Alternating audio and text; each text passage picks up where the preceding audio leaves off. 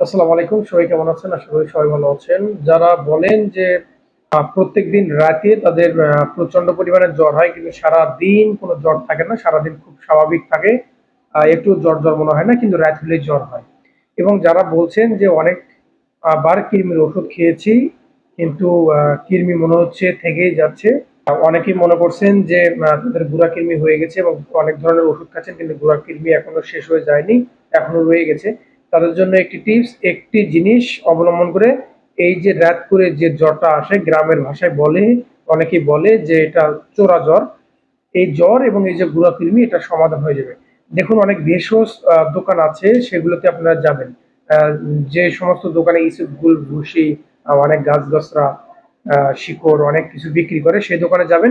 গিয়ে বলবেন যে চিরতার ডাল পাওয়া যায়, চিরতার ডাল নেবেন। চিরতার ডাল নিয়ে ১ গ্লাস পানিতে ২-৩ টুকরা ভিজিয়ে রাখবেন এবং সকালবেলা সেটি খালি পেটে ব্রাশ করার আগে খালি পেটে এটি খেয়ে নেবেন।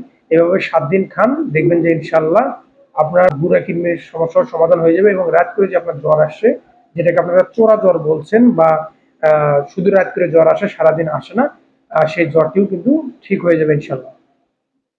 তো আশা করি টিপসটি কাজে লাগবে। ধন্যবাদ সবাইকে সাথে থাকার জন্য। আসসালামু আলাইকুম ওয়া রাহমাতুল্লাহ।